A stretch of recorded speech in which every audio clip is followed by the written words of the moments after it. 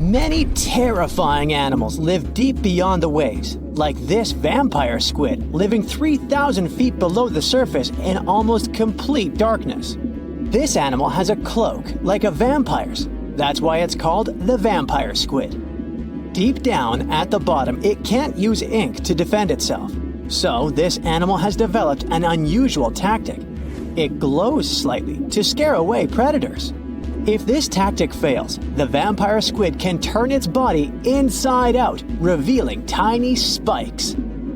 When you translate its scientific name, Vampiroteuthis infernalis, it literally means vampire squid from the nether. Despite its terrifying looks, it's a harmless ocean animal. This previous creature was not from space, but this object definitely is. Before Elon Musk found a way to reuse rockets, NASA would simply drop old ones after launching astronauts into space, most of the time in the ocean or deserts. In 2012, Jeff Bezos launched a mission to find the Apollo 11 rocket. They found it by using sonar, but it was in terrible condition. It was sitting on the bottom of the ocean, not far from the predicted site. They were able to rescue the engine and reconstruct 2 of them. The most famous lost city is Atlantis, but sadly, we still haven't discovered it. However, Heraklion was also just a myth until one British pilot saw something that looked like a city while flying over the Mediterranean Sea. He reported it, and 60 years later, a group of divers went there. They were shocked when they found an entire city underwater. It was loaded with artifacts that could tell us a lot about the history of the place. Now it's one of the best underwater archaeological sites in the world. It's believed that the rising sea caused the whole city to go underwater. The Titanic sank in 1912. The wreck was claimed to be officially discovered 74 years later.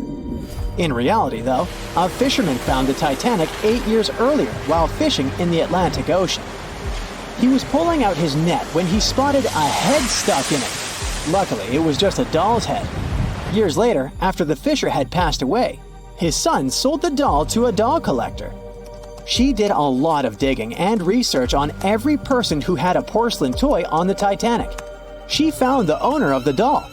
Ava Hart was on the Titanic and had a doll with her. Ava survived the catastrophe by a miracle, but her toy didn't. Hart even wrote about the doll in her journal, and every detail matched the toy found by the fisherman. The tripod fish lives deep in the abyssal zone, around 20,000 feet below the surface. It's adapted to such immense depths and uses its tripod fins to stay still on the bottom. This creature doesn't have big eyes, but even if it did, these eyes would be useless in the darkness. Instead, the tripod fish uses its fins like antennas to detect any movement in the water. This creature doesn't have much luck when it comes to its love life, so it had to develop unique tactics to reproduce. One fish can be both male and female. The next bizarre creature is the lizardfish. It has tons of razor-sharp teeth, a huge mouth, and really big eyes, which it uses for hunting. All this makes the animal look freaky. The lizardfish lives at depths of around 11,000 feet in the midnight zone, where there is zero light. This freak of nature basically eats everything it can fit inside its mouth, from small fish to other lizardfish. On the other hand, when they see other reptile fish, they probably fall in love instead, because finding mates at those depths is not an easy task. Like the tripod fish, the lizardfish can be both male and female at the same time. When you think of a river, you usually picture it on land. Still, nature is quite unpredictable, and it created a river flowing under the ocean in California. It's running at a depth of around 2 miles. This river has everything that an ordinary river has: sunken logs, trees, and rocks. And despite its uniqueness, it's not the only one in the world. There are also others in the Amazon and Greenland. A terrifying creature was discovered near Angola's coast by a remote operating vehicle. It looks like it doesn't have a head or a body. It was sitting at a depth of around 4,350 feet below the surface. After doing research, scientists concluded it wasn't anything from a sci-fi movie. It was just a cluster of siphonophores stuck together. In 2015, some random guy was diving in Caesarea, and something shiny caught his eye. He reached out, grabbed it, and realized it was a gold coin. After that, he examined the bottom and found out that there were many more. He reported the incident to the local authorities, and they concluded that he had found Arabic treasure. The coins were made of solid 24-karat gold and were a few thousand years old, but due to the perfect salinity and temperature, they looked brand new. The coins belonged to a ship carrying cargo. It was caught up in a storm and unfortunately sank. One of the weirdest things ever discovered was found in the Baltic Sea. It's an anomaly that looks as if it was created by a different civilization. It was discovered by Swedish researchers, and they basically had no idea what it was. They had to ask tons of other scientists for their opinions.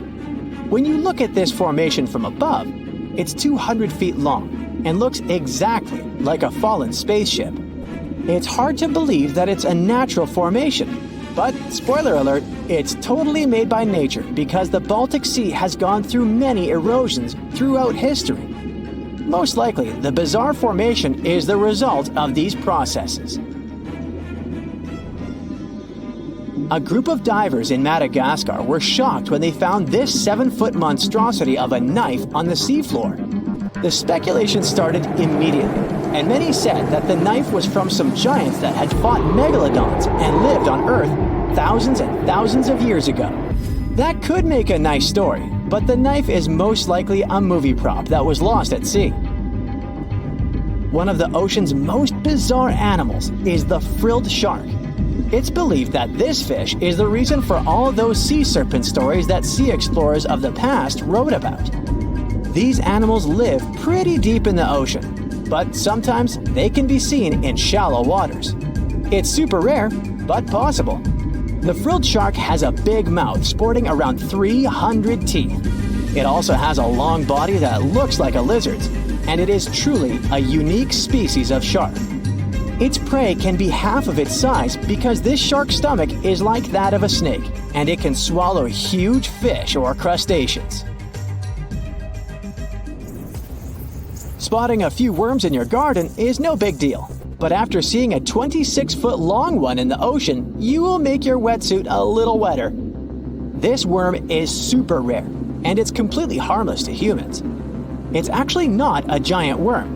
It's a cluster of zooids that are stuck together in a worm-shaped formation. They usually only eat plankton, bacteria, and other tiny things that can be found in the ocean. Probably the scariest thing in the ocean that is 100% real is the magna pinna, which can be found at crazy depths of 20,000 feet below the surface.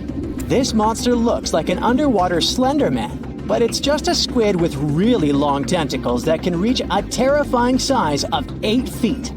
This guy has only been seen a few times, and basically, we don't know much about this creature so far. How heavy is the largest living snake? How can a snake eat a whale? Get ready, I'm about to answer these questions. Before the last ice age, giant mammals like mammoths ruled the world. The modern animal kingdom we're familiar with was shaped around 55 million years ago. I mean, there were still 1,000-pound bear dogs living from Asia to America. But modern whales, for instance, began to appear later.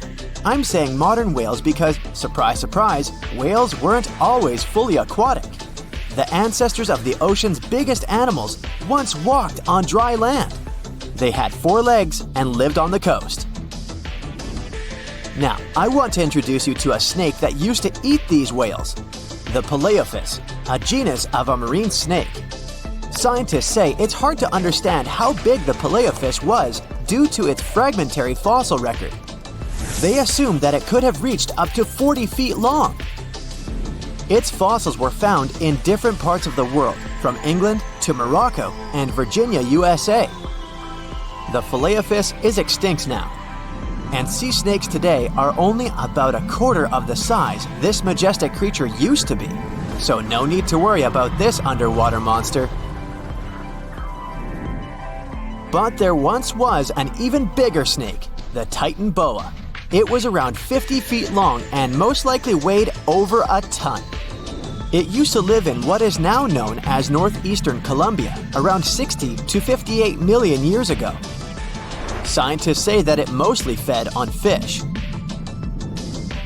Another giant animal that lived in the past was the black Gigantopithecus. These primates aren't related to gorillas. They lived in the area of modern China. Some people believe that they're still alive, but so far, no one has laid eyes on them. Some people even go further and say that the stories of Bigfoot or Yeti are based on these animals. This rodent became extinct about 2 million years ago. Its main habitat was South America, more specifically Uruguay. What's astonishing about this species is that it was the largest rodent ever known. It was bigger than a bull. Scientists believe that it weighed up to 1,000 pounds. A distant relative of this rodent is still alive today. It's called the pacarana. It's a rare animal that lives in South America. It weighs up to 33 pounds and measures up to 31 inches, not including its cute and fluffy tail. The Arthropleura was an insect that lived in prehistoric times. Imagine a giant millipede measuring up to 8 feet in length. Here you go. It was one of the largest land animals of its era, about 315 million years ago. The Arthropleura's shell was covered with tough plates. These plates were there to protect the creature from damage. Most of the time, it burrowed into the ground to avoid becoming some other animal's dinner. Meet the megalodon. Millions of years ago, this shark lived in the ocean and ate other marine creatures. It had wide teeth, and its jaws were so powerful that the animal could finish off its prey with the force of its bite. It was one of the largest sharks to ever exist. Yet, this predator also went extinct. Scientists don't really know the reason. This made me wonder why animals were so big in the past. Nowadays, smaller creatures flee or hide from predators. But apparently, it wasn't like this before. Many centuries ago, animals didn't just run or hide, they fought back. Research suggests that this behavior may have been the most important motivation for prey to grow bigger. A study compared the skulls of ancient animals to those of their modern peers. The skulls of predatory animals have become shorter and narrower, while the skulls of the animals they hunted have become longer and broader. This means that predators learned to become experts in hunting, while prey worked on developing their defense skills. You see, a larger body size was a great advantage because it made it harder for predators to take down the animals they hunted. The bottom line, self-defense made prehistoric animals larger. The second reason why ancient animals were larger is related to their bones. They had hollow bones, which are lighter than solid bones. This type of bone allowed large animals to move quickly. Let's take sauropods. They were a dinosaur subgroup. Sauropods had giraffe-like long necks and snake-like long tails. Compared to their body size, their head was really tiny. But since their bones were quite light, they could move around without having to carry additional weight. The eating habits of these animals were also related to their body size.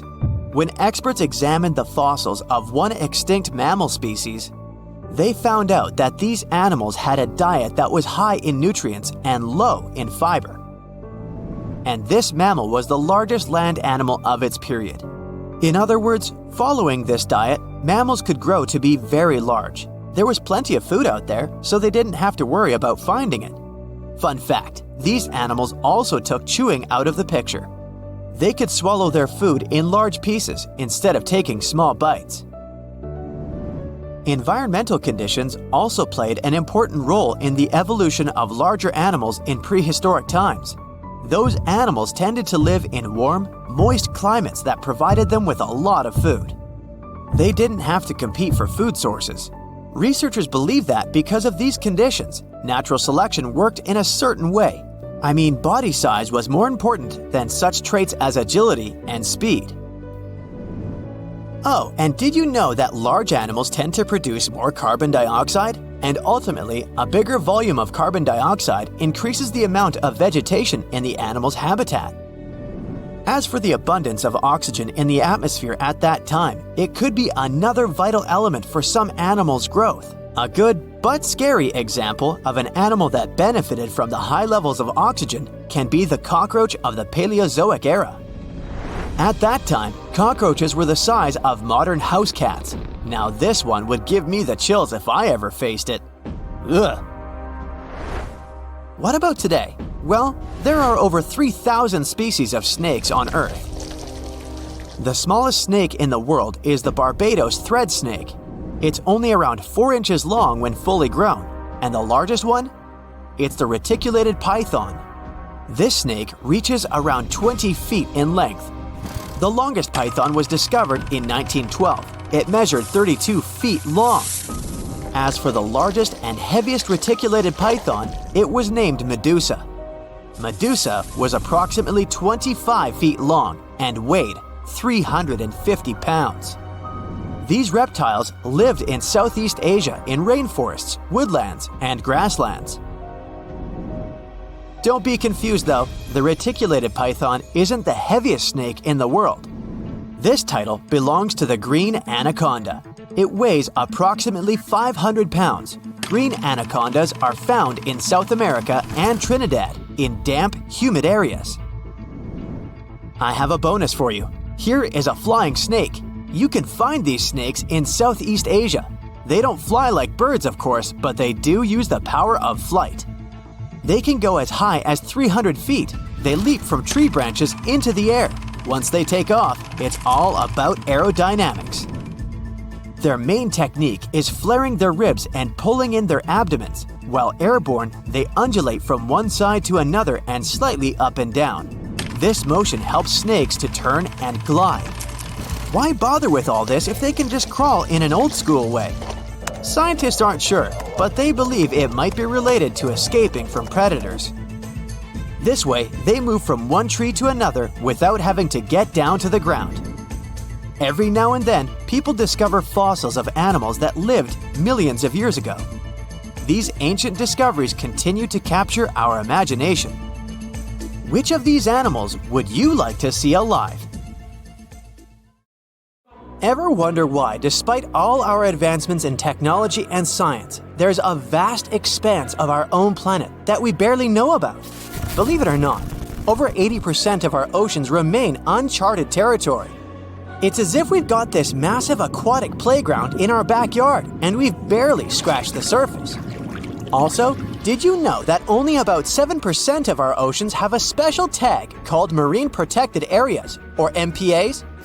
How come this colossal body of water that envelops most of our planet is also among the most vulnerable and misunderstood spaces in the universe? Pressure has a lot to do with it. Our deep ocean is a beast of a place with no visibility, freezing temperatures, and pressure that's so intense that in certain areas it would make you feel like you're having the weight of 50 jumbo jets on your body. No wonder we're having an easier time sending people into space than to the bottom of the ocean. The deeper you go into the waters, the more pressure piles up. But let's not forget we have tech on our side, right? Scientists now use these cool satellite technologies that track the color of the ocean to check how much phytoplankton is there, for example. Why is this important, you might ask? Because these little plant-like critters are actually pretty major players in our big blue oceans. In the grand scheme of things in the aquatic world, phytoplankton is like the bedrock of the ocean food chain. It gives life to almost everything, from the tiny zooplankton, which are animal-like microorganisms, to those colossal, magnificent whales. When these technologies first came around, satellites could get clear images of the ocean faster than a ship could take the same number of measurements in 10 years. But it's not all about looking at the ocean from space. sometimes you gotta dive in there and see it for yourself. Thankfully, we've come a long way in ocean exploration tech too. We've got things like floats and drifters that ride the ocean currents while collecting data, and a whole fleet of underwater vehicles, some of which are manned, some remote-controlled, and some even autonomous. Remember James Cameron, the guy who made the movie Titanic? He's super into exploring the ocean, and in 2012, he set a record by going down to the Mariana Trench in a vertical torpedo sub. He thinks there's nothing like being in the ocean and experiencing it firsthand. Other companies use a mix of technologies for their ocean explorations. It led them to discover amazing stuff like a deep-sea coral reef near Morocco, the only one still growing in the Mediterranean Sea. They've also discovered new species and documented ones previously thought to live only in the Atlantic. These efforts have convinced local authorities to declare some places as marine parks. As with most scientific areas, the road isn't without its bumps. These expeditions can cost quite a lot, and the lack of detailed maps and data only adds to the challenge. We can't always rely on bathymetric information, meaning the study of the ocean floor, because it's often not available. And that's the tricky part. We need to explore more to know more, but getting the funds for these kinds of projects can be tough when there are so many unknown variables. One particular company's explorations have helped protect nearly 4 million square miles of ocean so far. The data they collect during their expeditions is invaluable. It's used to identify new species, locate vulnerable habitats, and even show where threatened species are being overlooked. Their work helps dismiss excuses from local authorities who claim they lack the necessary information to establish more MPAs. The same company supports a goal known as 30 by 30, aiming to protect 30% of our oceans by 2030. It's a big target, and there's a long road ahead, but ongoing ocean exploration can provide the proof needed to keep more of our oceans safe. We also need to set aside areas for protection and research, even when we don't have all the facts just yet. On that note, some cool scientists have recently stumbled upon a gigantic and mysterious world beneath the Pacific Northwest coast's ocean floor. The best part is, this massive realm of life is pretty much cut off from the rest of the world above, making it like a secret underground club that only the best microbiologists have access to. Picture an active city, except the city is microscopic cracks in the basalt rocks of our oceanic crust, and its residents are microbes. These tiny creatures aren't like you and me. They don't rely on sunlight or the organic products of land and water ecosystems for sustenance. Instead, they thrive on chemical reactions with rocks and seawater. Scientists call this type of life chemosynthetic, which sounds complicated, but it basically means life sustained by chemical reactions. While this sort of life has been found deep in mines and around seafloor hydrothermal vents, the scale at which these creatures are found under the oceanic crust is unprecedented. It might even be the most extensive ecosystem on Earth. A geomicrobiologist from Denmark was part of the team that made this discovery. He claimed that over 50% of our planet's surface is oceanic crust, which is an average of 4 miles thick. Imagine the size of this chemosynthetic party happening down there. This discovery didn't happen overnight. Since the 90s, scientists have found weird tiny holes in the basalt rocks that make up much of Earth's outer crust. They seem like they might have been made by bacteria, but hey, there was supposed to be no life there. I mean, imagine trying to survive in a place that's hot, deep, dark, dense, and mostly devoid of the organic compounds we need for life. Yet, here they are. In the following years, more pieces of the puzzle fell into place. Scientists found that the oceanic crusts had different conditions at the centers and edges. At the centers, rocks are jam-packed with energy-rich compounds that support these tiny life forms. But by the time they reach the edges, these chemicals are all gone. Fast forward to now, and it's time to put the puzzle together. A microbial ecologist from the University of North Carolina worked on this research and says we now have solid evidence of microbial life in the cracks and crevices of deep ocean basalt. The next question scientists asked was, how far does this life extend? Researchers collected samples of crust from a plate roughly 120 miles off of Washington's coast, drilling deep beneath the ocean's surface. What they found down there was remarkable. The life down there runs on a unique fuel, hydrogen. Yep, in the absence of sunlight, hydrogen provides the energy for all their biological processes. These microbes use hydrogen to transform carbon dioxide into organic matter. This matter and other byproducts, like methane, then fuel other organisms, creating a network of life. Of course, the life down there isn't as complex as the one we know up here. Scientists doubt there will be any multicellular life under the ocean because it's too hot and energy poor. But hey, who knows? This universe under our oceans still has a lot to reveal. This whole thing is significant for many reasons. First, it confirms that life can exist in places without oxygen, which changes our perspective on where we can find life. This makes us wonder if life could exist under similar conditions on other planets, where surface conditions might be too harsh. The implications on Earth are also profound. If a large portion of life exists in the oceanic crust, then our understanding of life on our own planet could be completely changed. This exciting discovery stretches our understanding of life and prompts us to keep exploring the mysterious depths of our oceans, pushing the limits of our understanding. NASA is also in on the whole deep sea exploration project. Why? Shouldn't they be preoccupied with outer space? Because they're hoping to find hints about what the oceans on other planets might look like.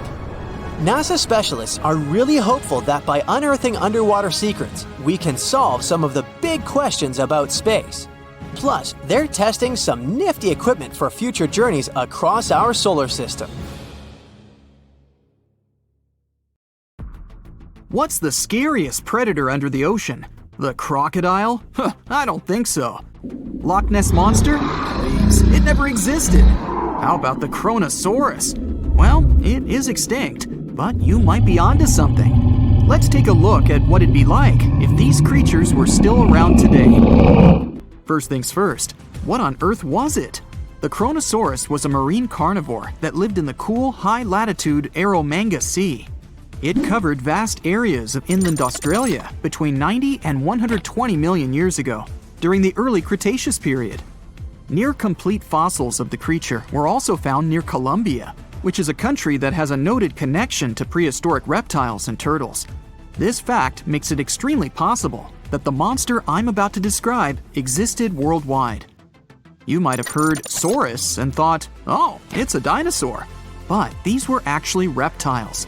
They were the largest member of the Plesiosauridae family, referred to as plesiosaurs. Fossil evidence suggests they weighed over 20,000 pounds and were roughly 30 feet in length. Just to put that in perspective, the longest crocodile ever measured was a saltwater crocodile by the name of Lolong from the Philippines. It was 20 feet in length and weighed just under 2,500 pounds. And that's still 10 feet shorter and incredibly lighter than the average Kronosaurus, making the crocodile seem like nothing more than a glorified goldfish in comparison. Despite its terrifying length, the most physically daunting feature of the Kronosaurus was its head. Its skull was about 8 feet long, which was actually proportionally large given the size of its body length. Anything that was unfortunate enough to end up inside the Kronosaurus's mouth may have been given false hope. After all, the teeth of the beast weren't actually that sharp. On second thought, I take that back. I wouldn't feel confident around a toothless snake, let alone being inside the mouth of this monster. But it's true that the Kronosaurus's teeth weren't sharp, especially when compared to other carnivorous reptiles, such as crocodiles and alligators. The teeth of this prehistoric sea creature were instead conical. This means that they were cone-like in shape. Unfortunately, this lack of sharpness didn't make them less dangerous. The teeth were enormous and could be up to 12 inches long from the crown tips to the bottom of the roots. This obviously meant that the Kronosaurus had an extremely powerful bite. It was estimated to be up to 30,000 newtons, which is almost twice as powerful as the bite of a large saltwater crocodile. Because of the bluntness of their teeth, they weren't suited for twisting their prey once in their grasp. But the size and shape of the teeth made them perfect for simple open and shut biting. They would have had no problem crushing hard objects such as the toughest of shells any sea turtle could offer. Just like crocodiles, the Kronosaurus is believed to have had a short neck. This may have been an adaptation to allow the beast to successfully catch small, evasive animals. Their body, in general, was fusiform and streamlined.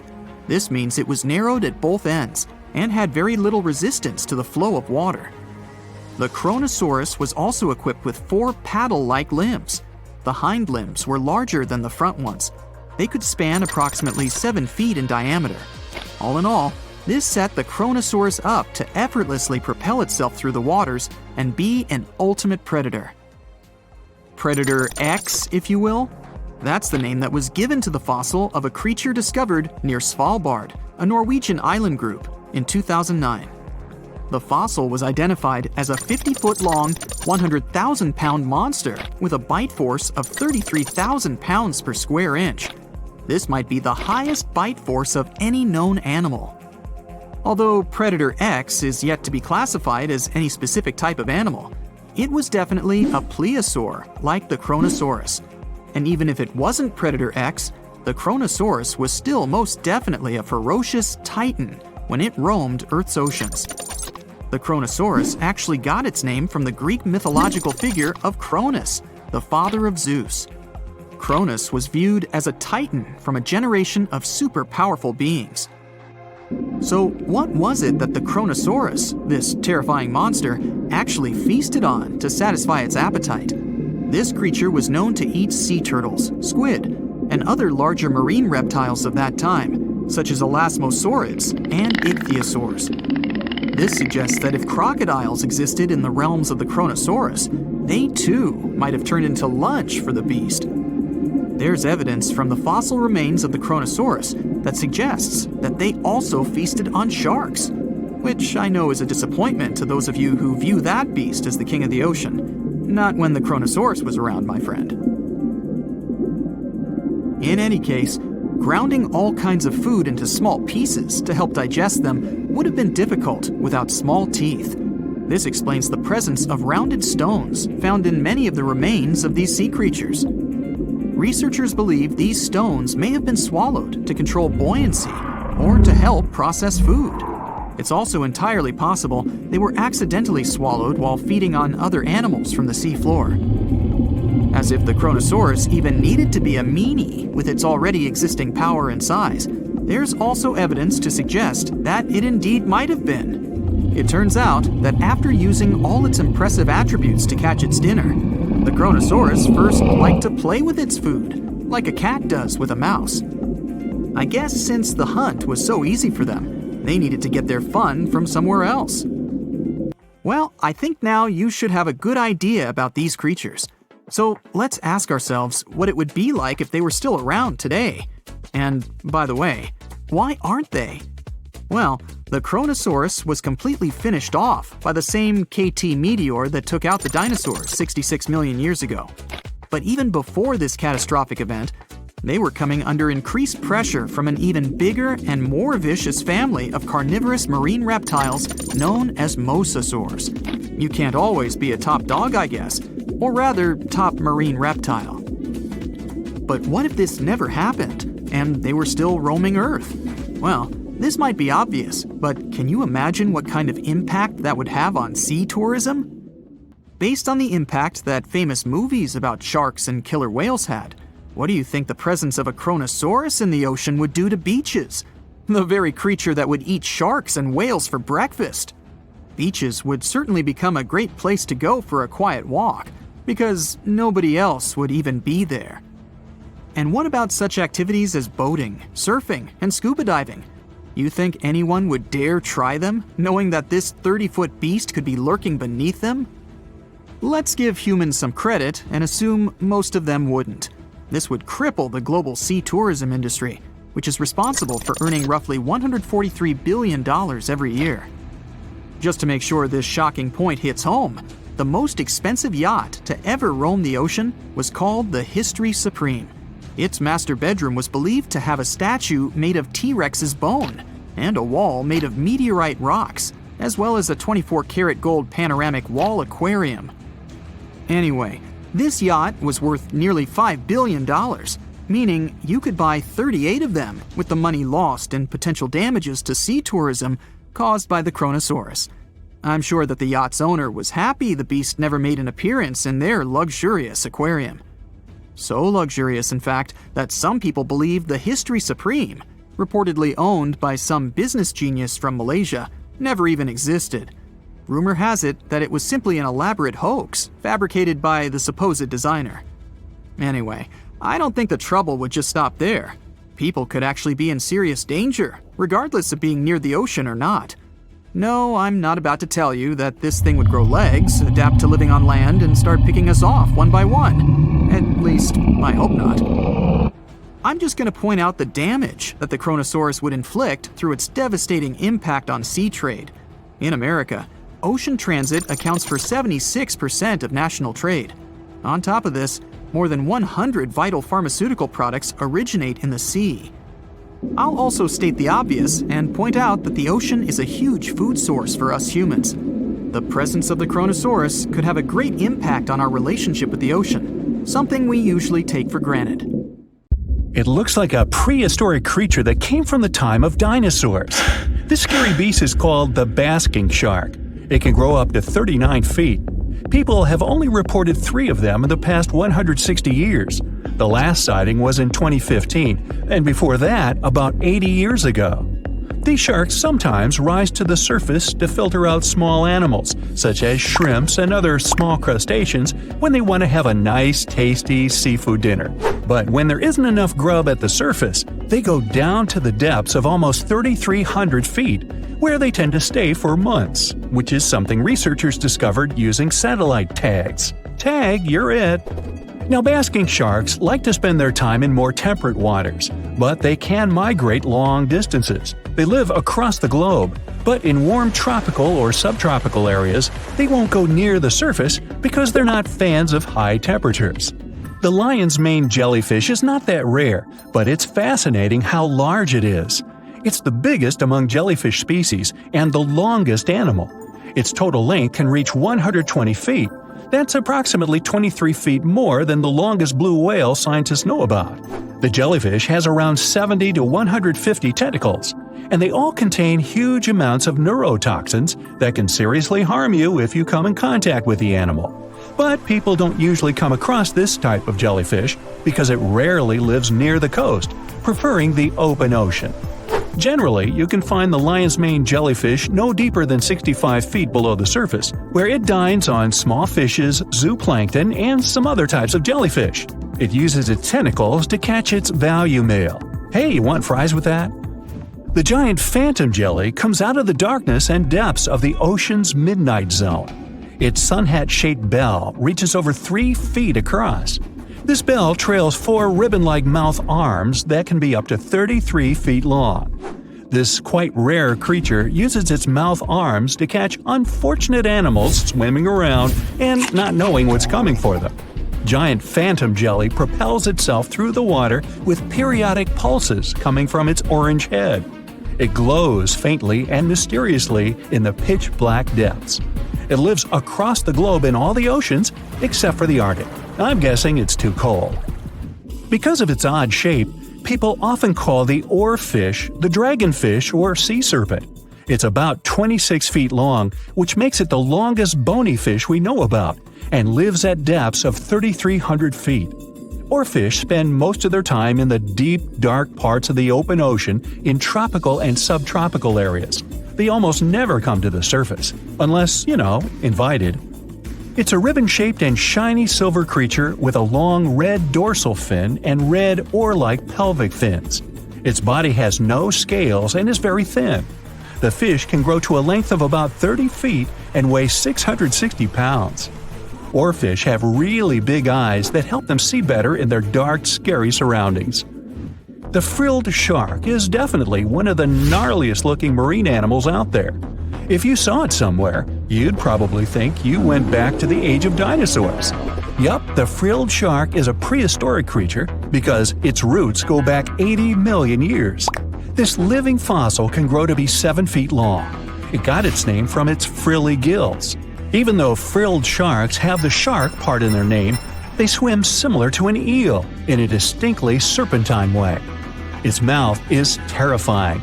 Similar to the maw of the great white shark, it has 300 trident-shaped teeth lined in 25 rows. Hey, come a little closer, huh?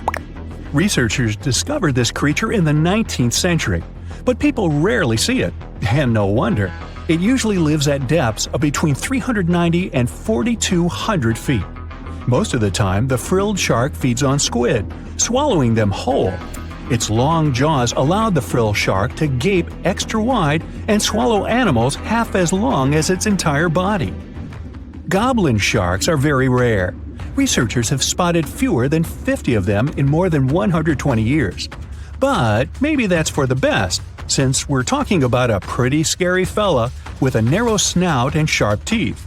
It's also capable of thrusting its entire jaw outward when it wants to catch something. Sounds familiar. As it's lurking through the dark depths of the ocean, a goblin shark sees a small squid that looks quite yummy. The dangerous animal inches toward the squid. When the poor creature notices the predator, it tries to dart away, but it's too late.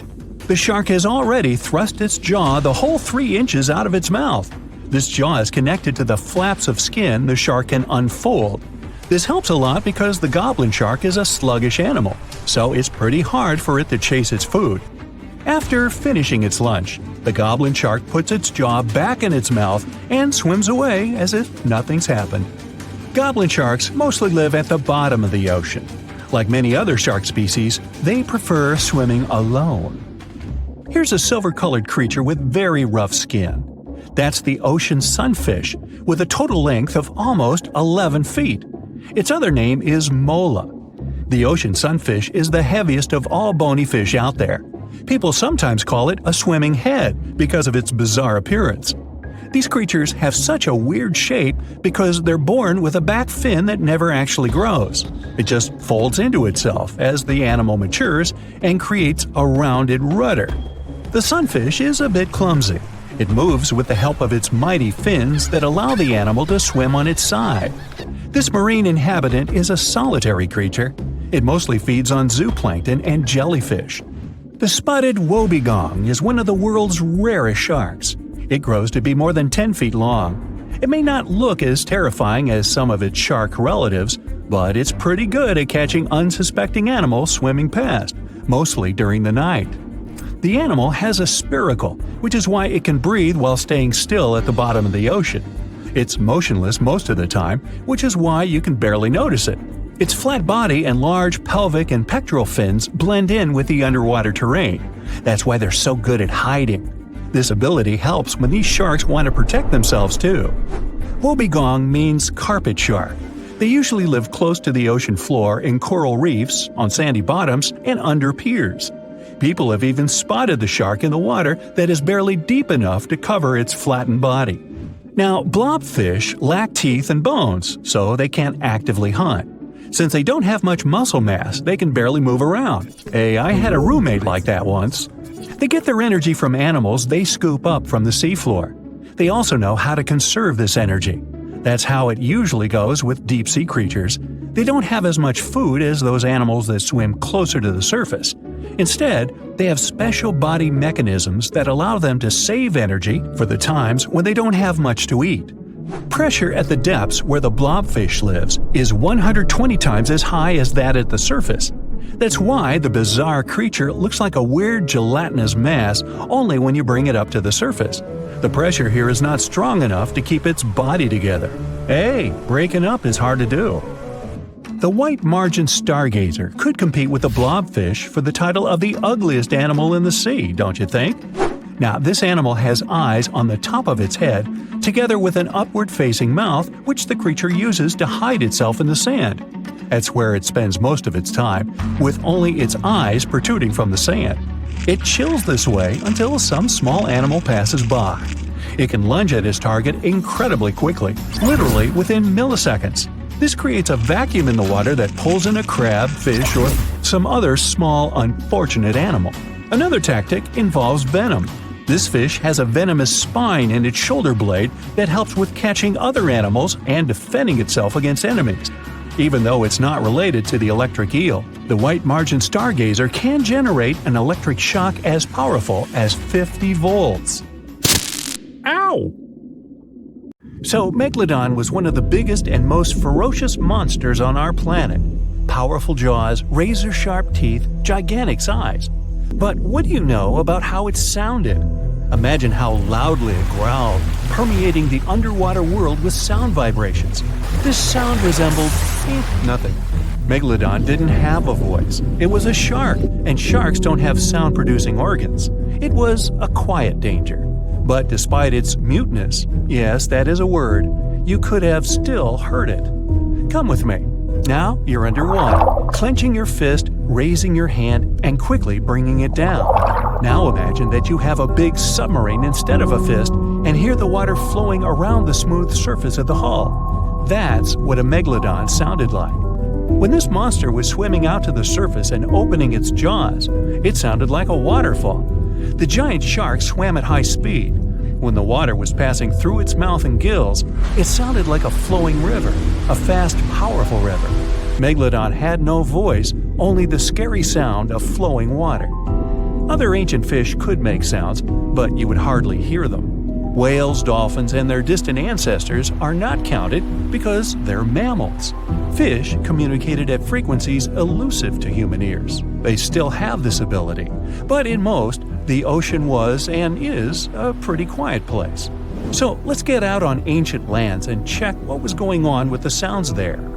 Thanks to modern technologies, scientists can analyze the sounds of many ancient animals. Using CT scans, they found that some dinosaurs had complex systems of small open pockets in their skulls. They used these winding cranial mazes to reproduce a wide range of sounds and regulate body temperature, and people have managed to hear them. An ancient bird that lived 79 to 140 million years ago, Vegasus, sounded similar to some farm birds like duck and geese. But the ancient creature probably screamed in a scarier way. Scientists found this out thanks to the Syrinx fossil they discovered in 2016 in Antarctica. It's the oldest known vocal organ in the world. It helped Vegasus make a double humming sound coming from the left and right sides of the Syrinx. Imagine a duck and goose screaming. Increase the volume several times. Perhaps that's what its distant ancestors sound like. As for other flying reptiles like the pterodactyl, it couldn't scream like Vegasus because it didn't have a syrinx. These winged monsters could growl, hiss, and snap their beaks, and this was their most effective sound. Remember any tall basketball player. The skull of the pterodactyl was slightly longer than their height. Just imagine what a noise the dinosaur created when it was snapping its powerful beak. The clicking sound could deafen and frighten other ancient creatures nearby. Now, you probably know what a Tyrannosaurus sounds like, thanks to the movies. Among thousands of others, you'll recognize this prolonged roar similar to a chainsaw, vacuum cleaner, and horn. And, honestly, its roar has a lot in common with the natural sounds that this monster could make. Thanks to modern technologies and well-preserved remains, scientists managed to simulate the voice of these ancient animals. Imagine you're uploading data about a T-Rex into a program and preparing to hear an intimidating roar. You press play, and it sounds like a beat. Tyrannosaurus rex's scream was similar to birds, not mammals. But it wasn't just a beat. It used nostrils to scream, not a mouth. The hum came from the chest and resembled a siren with low bass. Maybe it sounded a lot more intimidating than what we saw in the movies. It was louder than all the trumpets of the symphony orchestra, and it did it only with the help of its nose. It's not known for sure whether it could growl through the mouth. You could also hear how long-necked dinosaurs sounded in the movies. Their calls were similar to those of elephants, something between a saxophone and a car horn. But in fact, these tall creatures whispered. Almost all mammals make sounds thanks to the laryngeal nerve. This nerve runs down along the neck, then goes around the blood vessels of the chest and comes back to the larynx. In short, the brain gives a signal and it passes twice the distance along the body before the sound is released from the mouth. And now, remember those long necks of dinosaurs? This was the height of a 5-story building. But the voice signal had to run a distance of 10 floors. It took too long to make this long trip, and this affected the dinosaurs' roar. So, when they wanted to make a sound, they just hissed. And it was probably similar to the sound of a giant viper. But the most detailed sounds scientists have managed to get belongs to the Parasaurolophus. You know this herbivorous dinosaur thanks to the long crest on the back of its head. We saw the dinosaur using it in movies and documentaries to fight opponents and enemies. Some scientists believed it also used the comb to drop fruits and leaves from trees. Others thought the dinosaur used it to improve its sense of smell. But it turned out that in addition to self-defense and fighting, they used the comb to make loud and scary sounds in different keys. Scientists replicated this with fantastic accuracy thanks to the structure of its hard tissues. Almost all living beings with a voice use soft organs to make sounds, and these soft tissues decompose quickly. Parasaurolophus had solid ones.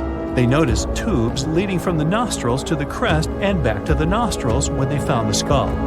It was like a crumhorn, a curved musical wind instrument. This proved the dinosaur used the crest on the back of its head to make the sounds louder. The comb allowed it to trumpet, so its relatives could hear it in the forest. They made humming sounds with low and high notes. Mix a saxophone and trumpet with a goose hum, car horns, and low frequencies, then increase the volume several times. That's what Parasaurolophus sounded like. That's also what my 4th grade band sounded like. But I digress. You can listen to different shades and timbres of this dinosaur on the internet. It used noises with different tones to create complex social connections. They could communicate, identify each other, trumpet danger, or conversely, signal their friendly intentions.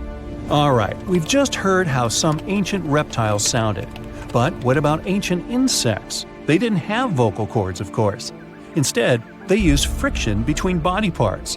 Look at modern crickets chirping with their wings. One wing has tiny notches. The second has the shape of a mediator. Take a simple plastic comb and run your fingertip over its teeth. Crickets make their sounds by the same principle. Their wings vibrate and release a series of sound waves into the air. But the clicking of an ancient bush cricket was very different from modern insects since they were much noisier. The sounds of these clicks were like a whistle. With the help of high-frequency waves, they could also communicate secretly as if they were doing it through a closed radio channel. If you heard this, you would hardly be able to fall asleep to it. Now, modern crickets are not so loud, as they began to add more high frequencies to their sounds. Higher pitch waves don't spread as far, reducing the risk that a bat will hear the insects. Just imagine how the jungle of that time sounded. The loud chirping of crickets hurts the ears.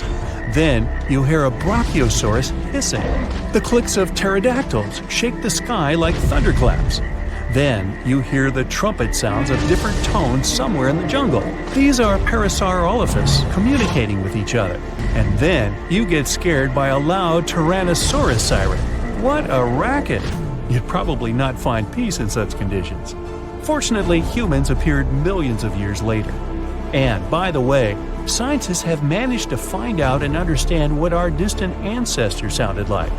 They carefully examined the insert function of the mouth, nose, and throat on the Neanderthal skeleton. Their voices were similar to ours, but the phonetic range of an adult Neanderthal was the same as if they were 2 to 3 years old. It was like mumbling without consonant sounds.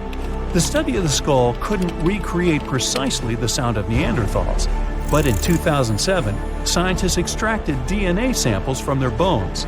They found a variation of the gene that responds to human speech. Scientists believe that Neanderthals fought with Homo sapiens, you know, our family tree. As a result of this conflict, their kind became extinct. But the found gene points they could have had other connections with each other. Perhaps Neanderthals could understand their language and even pronounce some words. Lions, dogs, cats, all these mammals sleep in pretty comfortable positions. But not whales. They look like giant floating loaves of bread, which is a scene one diver accidentally came across in the Caribbean Sea. 6 whales were just standing upright with their tails pointed down at a depth of about 65 feet below the surface. Scientists discovered that when sperm whales take a nap, they stay in this position for 10 to 15 minutes. They don't move or breathe.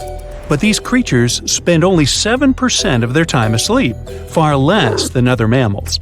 Usually, they either rest peacefully in the water or relax, slowly swimming next to other marine animals. When they're moving and sleeping at the same time, they're actually taking a nap. These animals can't go too deep and need to stay close to the surface. Great white sharks sleep and hunt at greater depths, which means one less thing to worry about when taking a quick nap.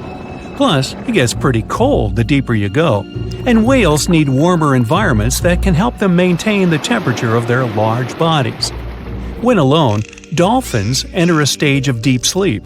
It usually happens at night and lasts for only a few hours at a time. While sleeping, the animal floats at the surface. It shuts down half of its brain, I can relate, together with the opposite eye. The other half is at a low alert level, awake and ready to react if some unwanted visitor comes closer. The part of the brain that is awake also sends signals when it's time to go up to the surface to take a breath of fresh air. Marine mammals have the blowhole. That's a flap of skin they can open and close whenever they want. People breathe automatically. Your body knows what it needs to do even when you're sleeping. But whales and dolphins have a voluntary breathing system. It means they need to consciously go to the surface to get some air. And one part of their brain needs to always be awake to inform the animal it's time to go up. Whales and dolphins can hold their breath way longer than other species. They also have a higher tolerance for carbon dioxide and can take in more air. Their red blood cells store more oxygen too. Whales and dolphins' blood goes only to those body parts that really need oxygen. If a whale only uses its brain, heart, fins, and some other muscles needed for swimming at the moment, those will also be the only body parts that will get the oxygen. Digestion or other functions can wait. The ocean is not a place where you can relax and peacefully fall asleep. While sleeping, fish reduce their activity. Their metabolism becomes slow. Some of them keep floating in the same spot. Others find a safer place among corals or in the mud. Early in life, dolphins learn to make a unique whistle that helps others from their pod to identify them. That means these specific whistles are their names, and dolphins do respond to them. Clams have feet. It looks like a large tongue that sometimes protrudes from the shell, but that's actually the foot, and it's relatively long compared to the length of the animal. Clams use this limb to dig themselves in the sand. The blue whale is the largest living animal, and it's also larger than the majority of dinosaurs used to be. They can grow to more than 100 feet long and have a weight of almost 200 tons. That's like 50 adult elephants. A blue whale's tongue alone can weigh more than one elephant. Such a giant surely needs to eat a lot, 500,000 calories in just one mouthful. The blue whale's heart is the size of a small car and weighs 1,300 pounds. To move the blood through such a giant body, the heartbeats are so strong you can hear them even from 2 miles away. The heart of a whale beats only 8 to 10 times per minute. The whale is one of the loudest creatures out there. Its call can go up to 180 decibels, which is as loud as a jet plane. Almost 95% of jellyfish's body is made of water. For comparison, the human body is 60% water. It's probably not a surprise since jellyfish don't have a heart, blood, eyes, or brain. The other 5% of their body weight is proteins, muscles, and nerve cells. Jellyfish have been around for more than 500 million years. This makes them older than dinosaurs. These creatures haven't changed much, and today's jellyfish are pretty much like their ancestors. These creatures live in the ocean, but in 1991, more than 2,000 jellyfish polyps were taken into space. Scientists wanted to see how they would react in the environment with no gravity. The jellyfish reproduced and created 60,000 new polyps, but unfortunately, those couldn't function normally after getting back to Earth. One species of jellyfish can literally live forever. As it grows older, the critter goes down to the seafloor to become a polyp again, and that polyp turns into a new jellyfish with the same genetics. Greenland sharks can live 500 years. This is an animal with almost the longest lifespan among vertebrates. Sperm whales are sociable creatures. They spend their life surrounded by their family. These animals support one another and have close friends they remember well, even if they don't see each other for a long time. Electric eels have small eyes that are not so effective in environments with no light, so they mostly rely on their electric organs. Those consist of 6,000 cells. Eels use them to stow power, similar to batteries.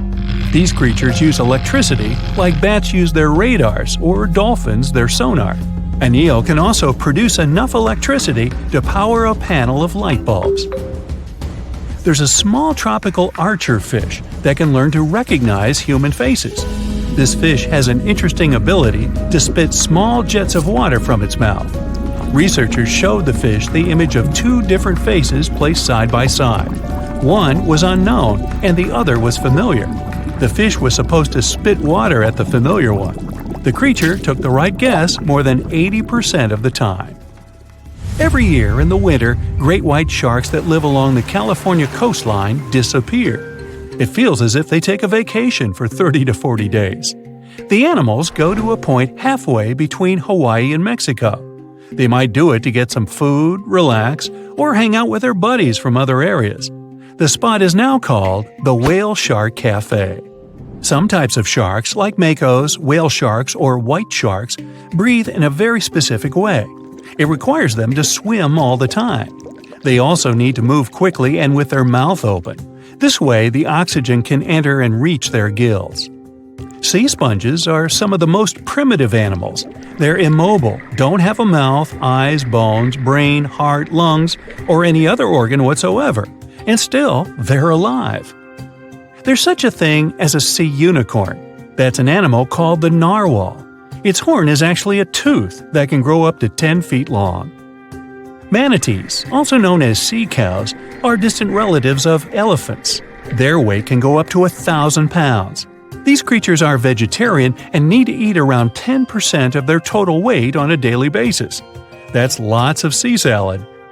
In some cases, manatees share space with alligators, but they get along pretty well.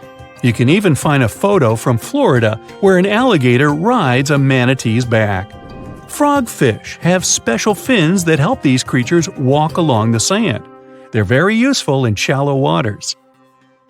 A ghost pipefish is hard to see, but once you spot it, you're bound to get really surprised. Its head makes up over 40% of its body.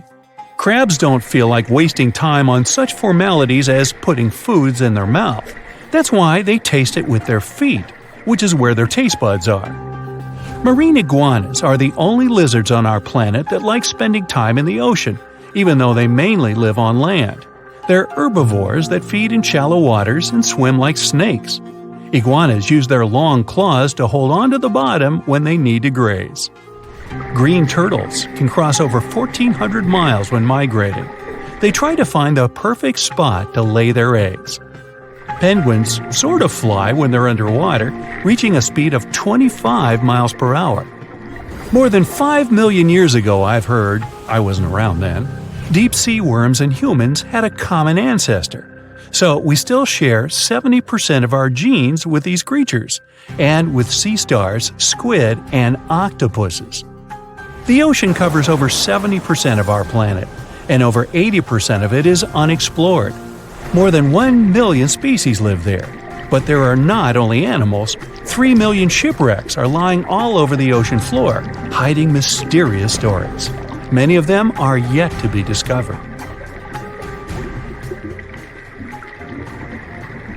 Whale watching is a popular bucket list item, but getting too close to these gorgeous sea creatures isn't the best idea, especially if you don't want to kick the bucket too early. Whales are generally curious and friendly giants, but they can be unpredictable when you cross their personal borders. First of all, they are huge, and one wrong move on their side could flip over your boat or seriously hurt you. Second, they are wild animals, and like any other wild animals, They can carry certain infections they could transfer to you if you get into direct contact. Plus, they have strong parental instincts. So, if you approach their young by accident, they might think you want to take them away and will act accordingly. It is only safe to observe whales from the sea when you're accompanied by an experienced expert, both for your own good and for the good of the whale. Now, sometimes whales and dolphins strand themselves on the shore for reasons scientists still can't explain. Quite recently, over 200 whales have been found on a remote beach in Tasmania, Australia. A rescue team rushed to the location to save the whales, half of which were still alive. The rescue operation was really complex due to the remote location. The locals were trying to help the whales, covering them with blankets and pouring buckets of water on them to keep them alive. This mutual effort of regular people and professional rescuers helped save around 100 whales. As to why this happened, one theory says the stranded whales might have had a leader who had some problems with orientation and took the whole pod to the wrong place. The Australian box jellyfish looks just like any other jellyfish you've probably met in the sea. But don't let these creatures deceive you. They're considered the most venomous marine animals. Box jellyfish got its name because it does look a lot like a box. Unlike other kinds of jellyfish that float with the current rather than swim, this creature can reach a decent speed and choose its own direction. And here comes the scariest part. It has tentacles covered with tiny darts loaded with poison.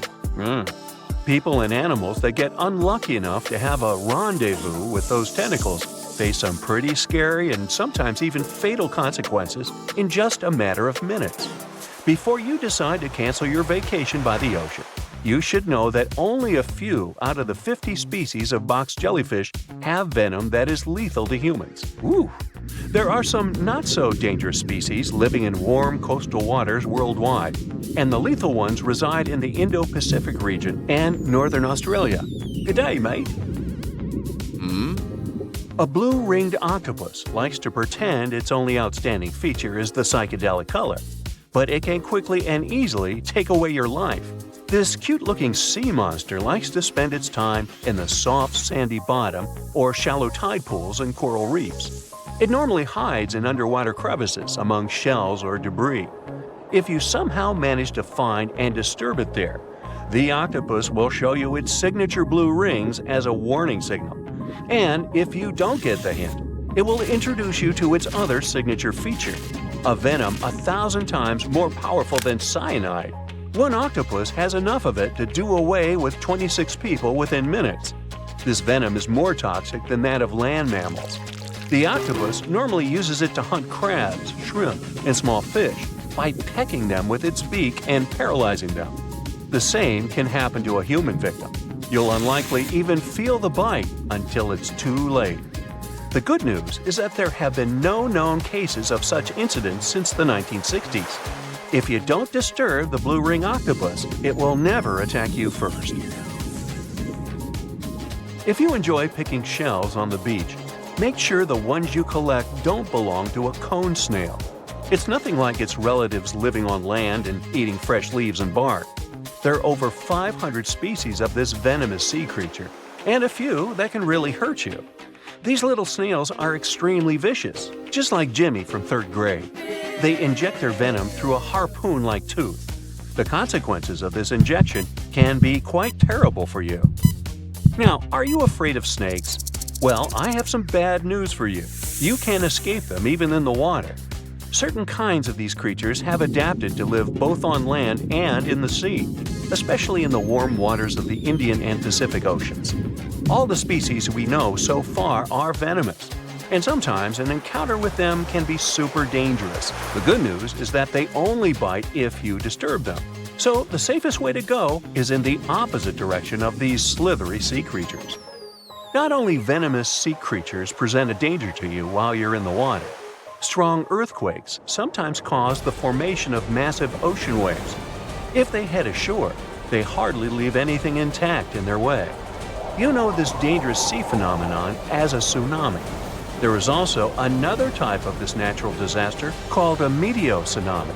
They're caused by rapid storm systems and pressure changes above the open water. A powerful storm can generate a whole wall of water. Sometimes this wall grows several feet high while it moves through a shallow continental shelf, inlets, or bays. If it gets strong enough, it can damage houses close to the water.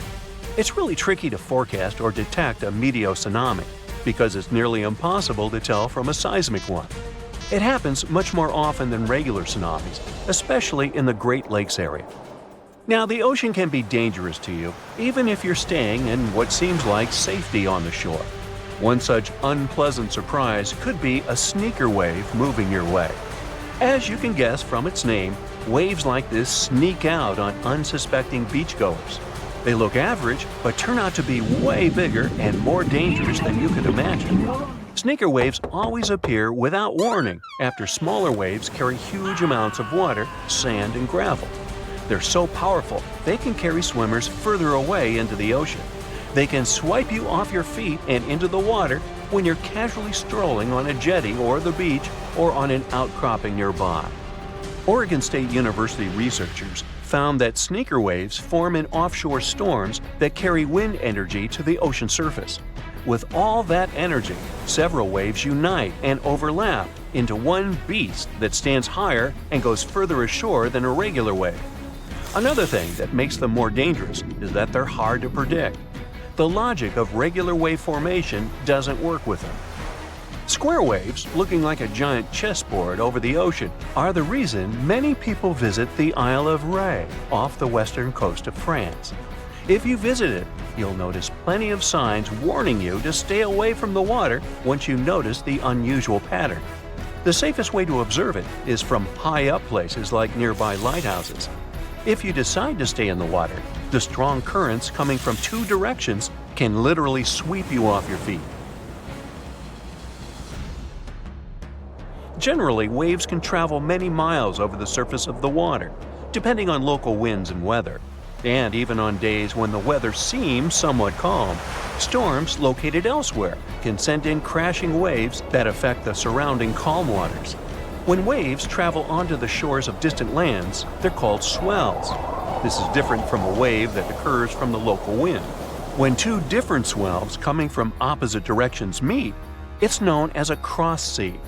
This is what generates these square waves that you see near the Isle of Ré. The cross sea phenomenon can appear in different locations around the world. The Isle of Ré is one of them, thanks to specific wind and weather patterns that create the perfect storm, which makes this cross sea so beautiful and well recognizable. Well, wasn't that swell? Swell? Never mind. The sky suddenly turns orange. All you can see as you look up are millions of butterflies. You just got lucky to witness the spectacular natural show, the annual migration of monarch butterflies. Every fall, as the days get shorter and the temperatures go down in the northeastern US and Canada, these beautiful creatures leave their summer breeding grounds.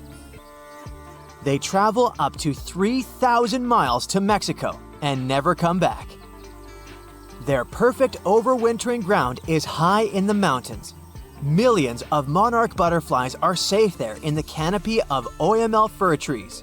Once the winter is over, it's time for them to go back up north. They make a stopover around Texas to mate and lay eggs on milkweed plants. A few days later, these eggs turn into caterpillars that feed on the plant until they transform into grown-up butterflies. Now, it's their turn to continue the journey up north until they find a new breeding ground.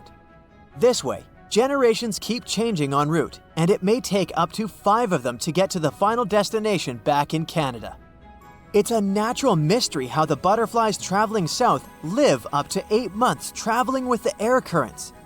The same species going back completes its life cycle in 5 to 7 weeks. Scientists still don't know why the monarchs migrate and how they find their way. It could be connected with the blooming of milkweed plants, their primary food source. They probably find their way around based on the position of the sun.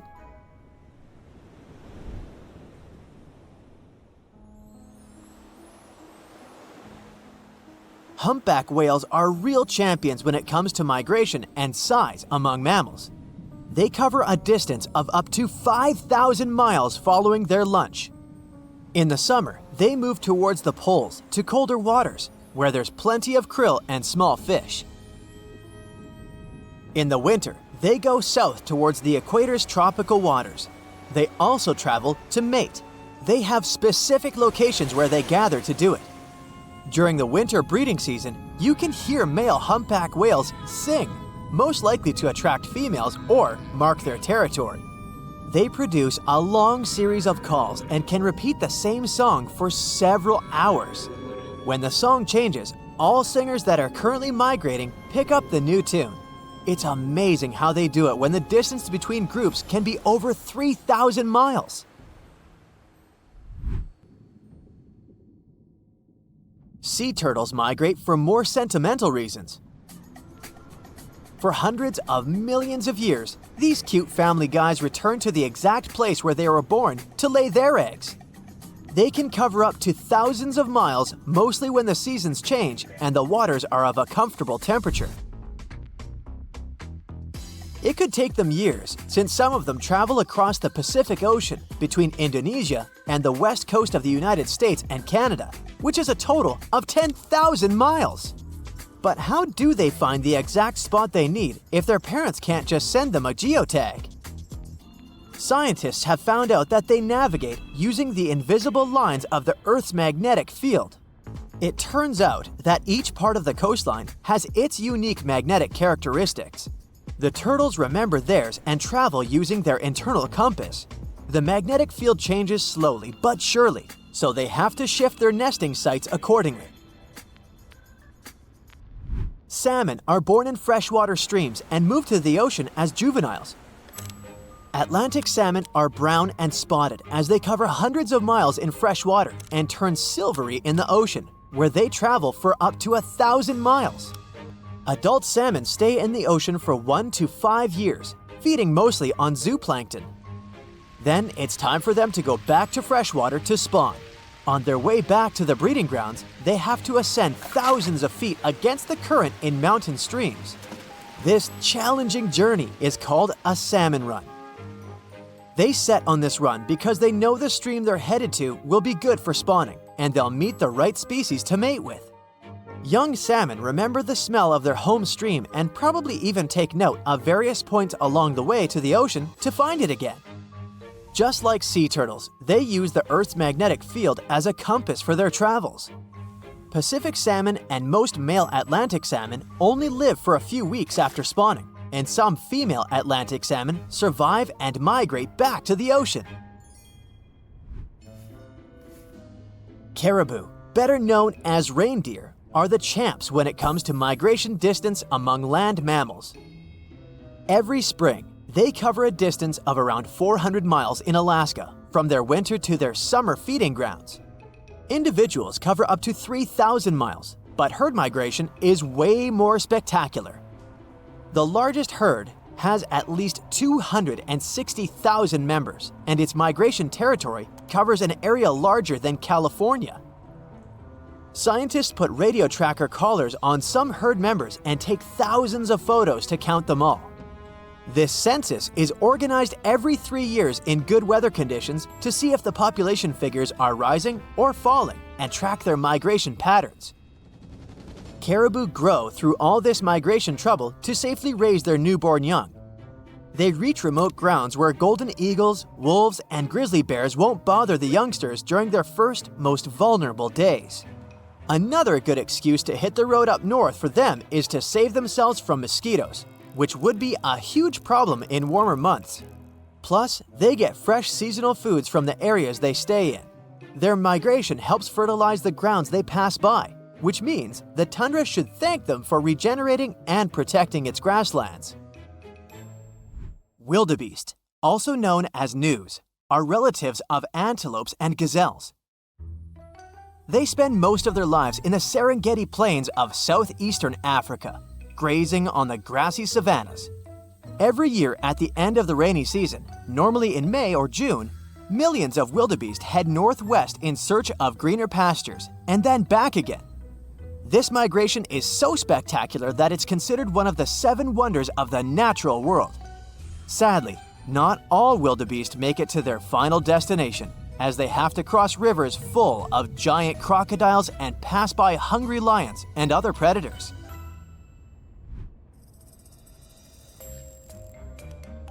If you look at dragonflies' migration routes, you can call them real globetrotters.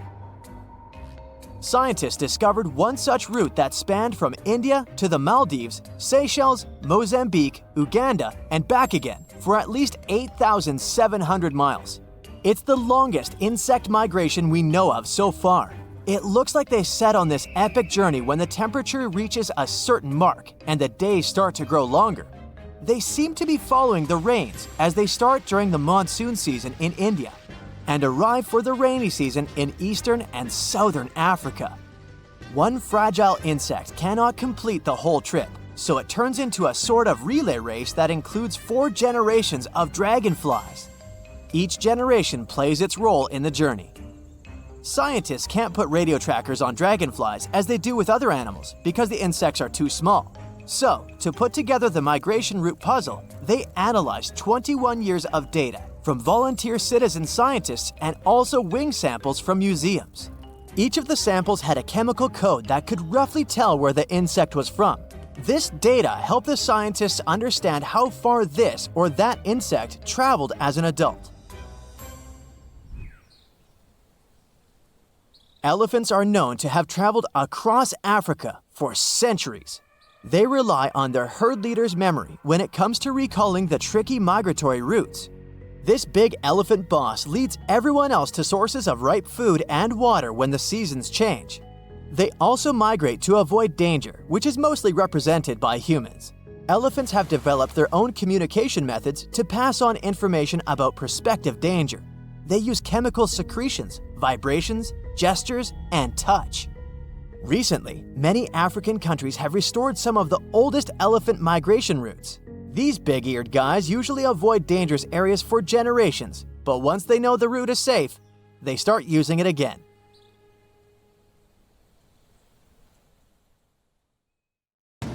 Think you know what lurks in the depths of the ocean? While nearly 95% of our oceans haven't been explored yet, it's hard not to let your imagination run wild. But thanks to brave explorers, deep-sea cameras, and awesome archaeologists, we do know about some pretty incredible sea creatures living in our waters today, and millions of years ago. From the 9-foot spider crab to the 60-foot prehistoric megalodon, these sea dwellers come in all shapes and sizes. But let's focus on sea creatures famous for their huge size.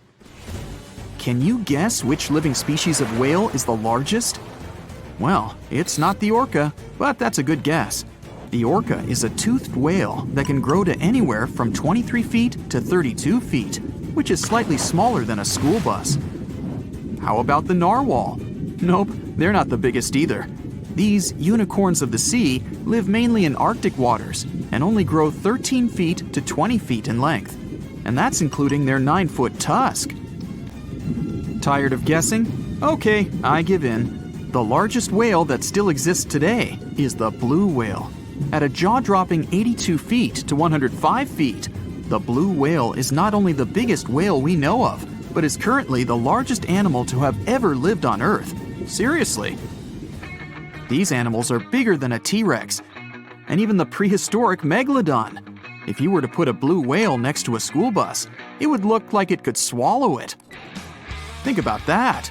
According to National Geographic, a blue whale's tongue can weigh the same as an elephant. And their hearts can weigh as much as a car. That doesn't even sound possible. It's no wonder these giants need to eat about 4 tons of krill every day. While there aren't too many animals living today that can compete with the blue whale's epic proportions, there is an entirely different species that is a good contender, and it's not quite what you would expect. It's a jellyfish. No, I'm not talking about the little jellyfish that wash up on the shore and ruin a perfectly good day at the beach. I'm referring to the lion's mane jellyfish, the biggest jellyfish around. This invertebrate can grow up to 120 feet long. They also come in different gorgeous colors like red, purple, or even shades of orange. As if their length wasn't impressive, the lion's mane jellyfish boast a whopping 8 sets of 70 to 150 tentacles.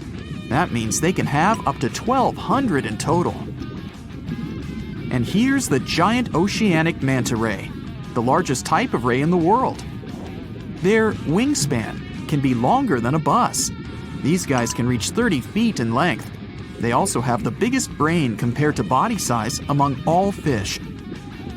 Unlike their stingray cousins, mantas don't have venomous tails. And while the lion's mane jellyfish and the blue whale are yet to be beaten for the longest sea creature, there is one marine creature that can grow even larger in length. The Portuguese Physalia physalis, tentacles and all, can reach a length of 165 feet long, and that's according to mentalfloss.com. While this thing may look a lot like a jellyfish, it's actually known as a siphonophore, and there are hundreds and sometimes thousands of them that are genetically identical. Their long tentacles help the organism catch prey, and its sting is fatal to most animals, even humans in some cases. What's even creepier is that if one of the tentacles comes off the organism for whatever reason, it can float around the water for days before decomposing. Even if it's detached, this tentacle can still sting you. But don't go running out of the ocean just yet. Your chances of being hurt by a Portuguese Physalia physalis sting are pretty slim. However, if you do get stung, the side effects aren't pretty, with welts, stomach cramps, an elevated heart rate, and an upset stomach. While you don't want to go anywhere near these long creatures, they sure are pretty to look at. Check out all those colors. The Shastasaurus is the biggest marine reptile that has ever existed. These predators lived during the late Triassic period, about 210 million years ago. These amazing giants could reach lengths of up to 69 feet and weighed more than 75 tons. This made the Shastasaurus as heavy as a blue whale. And if you could stand this creature up vertically, it'd be as tall as a 7-story building. Despite appearances, the Shastasaurus was actually pretty slim for its size. Its ribcage was only 6 feet across. You'd think that this big guy was chowing down on other dinosaurs, but that's not the case at all. This reptile survived on a diet that consisted of small fish and cephalopods, like octopuses and squids. The Albertonectes is a bright representative of the plesiosaur family, meaning that this marine reptile had a small head on an incredibly long neck and large flipper-like limbs that helped it move through the water. These creatures occupied the seas around North America 76 to 70 million years ago. The length of this sea monster could reach 38 feet, with its neck taking up 23 feet of that length. Its neck was a true record breaker. It had a whopping 76 bones in it. No other animal known to humankind has had so many vertebrae in its neck. Scientists aren't sure why they needed such a lengthy neck. They might have used it to collect shellfish off the seabed, or perhaps it helped them capture their main prey, fish and squids. This aquatic reptile also had gastroliths in its stomachs.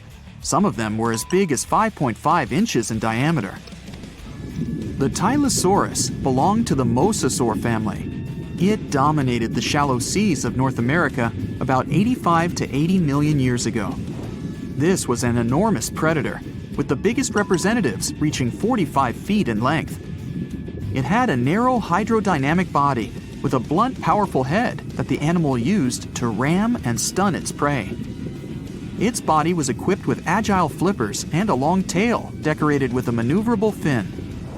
The Tylosaurus was a carnivore, and its diet included not only fish, turtles, and small sharks, but also other mosasaurs, plesiosaurs, and flightless birds.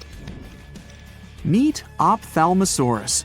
This prehistoric reptile thrived during the late Jurassic period and lived in oceans all over the world. Ophthalmosaurus weighed somewhere around 6,000 pounds and grew to approximately 16 feet long, according to newdinosaurs.com. That's about the same length as the beluga whale that exists today. It's too bad these guys went extinct before we had a chance to see them ourselves, as their cartoonish wide eyes and dolphin-like features are pretty darn cute. Of course, The ophthalmosaurus evolved over time to become ophthalmologists, or eye doctors that we know today. No, that's just a lie. Just testing you. The mosasaurus is a truly gigantic predator that dominated the seas all over the world about 66 million years ago. According to fossil evidence, some specimens could be more than 50 feet in length. This fact makes the mosasaurus the biggest marine carnivore of its time. One of the most terrifying things about this creature was its crocodile-like head, decorated with literally hundreds of razor-sharp teeth, neatly organized in 2 rows on both jaws. The thing is that it was pretty challenging for the mosasaurus to grab its prey in the water. That's why it had all these teeth, plus something special: pterygoid teeth anchored to the bones on the roof of its mouth. This made hunting and holding onto its prey much easier. The Styxosaurus belonged to the plesiosaur family and lived during the late Cretaceous period, around 85 to 70 million years ago. Upon first glance at this dinosaur, you might mistake it for a sea snake, and it'd be an honest mistake. Styxosauruses were about 35 feet in length, but over 16 feet of that consisted just of their long snake-like neck. They had a comparatively small body and weighed approximately 4 tons. Their mouths were full of razor-sharp cone-shaped teeth that they used to catch fish.